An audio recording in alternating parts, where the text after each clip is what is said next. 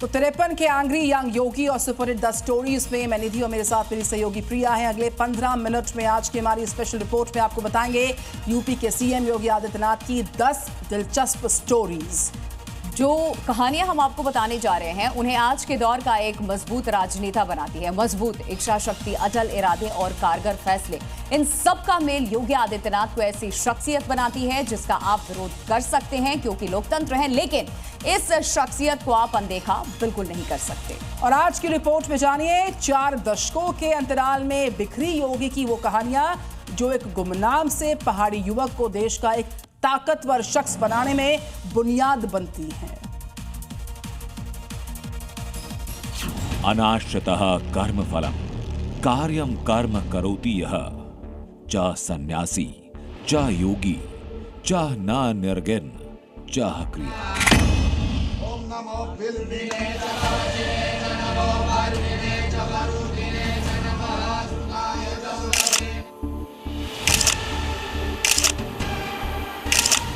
गोरखपीठ की पूरी मान्यता और 22 साल के इस युवा का हठयोग इस श्लोक में समाया है, जो फल की इच्छा किए बगैर दूसरों के उपकार को अपना मकसद बनाता है और वही सन्यासी हो सकता है।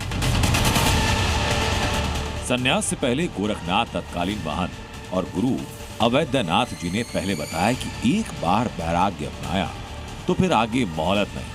सोच लो, ये राह कठिन है, लेकिन योगी परहित का प्रण और परमार्थ सेवा का हठ लिए घर बार छोड़ चुके हैं। सिर्फ एक मंत्र योग ही बाकी था जो अब उनके कानों में कुंडल की तरह सजने वाला था। सन्यास की भाषा में इसे दीक्षा कहते हैं।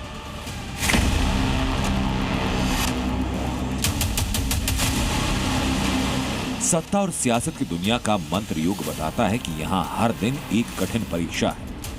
एक मुख्यमंत्री के तौर पर योगी आदित्यनाथ को इसमें हर दिन पास होना पड़ता है, क्योंकि सत्ता का हर सार्वजनिक फैसला सकारात्मक रूप से ही लिया जाए ये जरूरी तो नहीं, लेकिन सियासत से लेकर सन्यास तक खुद को साधे रहना पड़ता है। जैसे पहाड़ के एक अनजान गांव से आए अजय सिंह बिष्ट के सन्यासी बनने का फैसला। अजय सिंह बिष्ट की जिंदगी में सन्यास के मंत्र योग की शुरुआत 1994 की बसंत पंचमी से शुरू होती है। तब तक महंत अवैधनाथ जी ने अपने उत्तराधिकारी के लिए 22 साल के युवा को चुन लिया था। इसके बाद मठ की परंपरा के मुताबिक अजय सिंह बिष्ट को कानों में कुंडल पहनाकर योगी के रूप में दीक्षित किया जाना था, और शर्त ये कि कुंडल के लिए कान लकड़ी के सुई से छेदते हुए आंखों से आंसू नहीं आने चाहिए।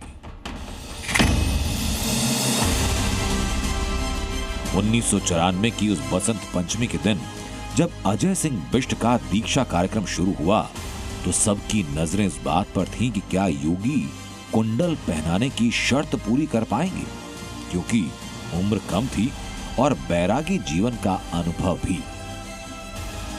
परंपरा के मुताबिक कुंडल पहनाने के लिए गुरु अपने शिष्य का कान छेदता है। इसके लिए कोई औजार नहीं बल्कि एक नुकीली लकड़ी होती है।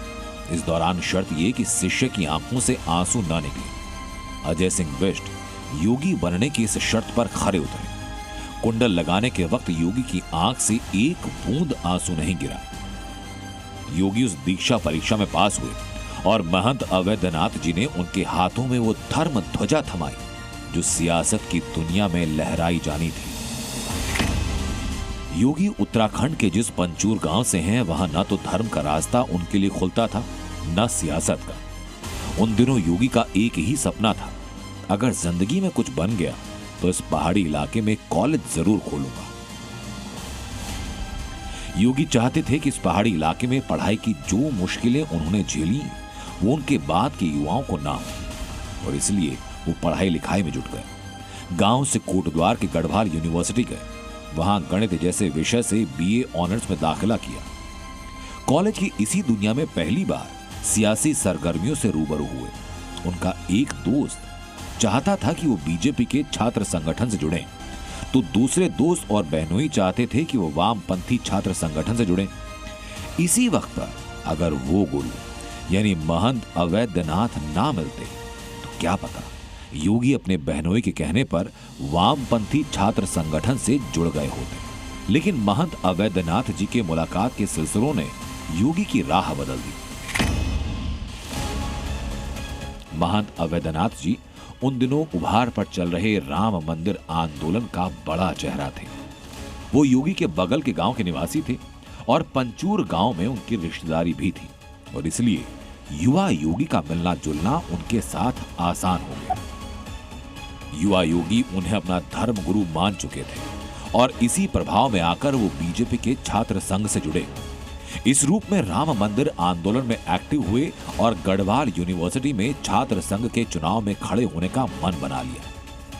एबीवीपी ने उन्हें नया छात्र कहकर टिकट देने से मना किया तो योगी बागी हो गए और अध्यक्ष पद छोड़कर सचिव के लिए खड़े हो गए। योगी वो चुनाव हार गए, लेकिन छात्र जीवन में अभी एक मोड़ ऐसा आना था जिसके बाद सब कुछ बदल जाना था। तो वो गढ़वाल यूनिवर्सिटी से एमएससी की पढ़ाई करना चाहते थे, लेकिन ग्रेजुएशन के सर्टिफिकेट गुम होने की वजह से उनके दाखिले में देरी हुई और दूसरे बाबरी मस्जिद गिराने के बाद बदले राजनीतिक हालात महंत अवैधनाथ जुड़ाव युवा योगी को गोरखपुर खींच लाए।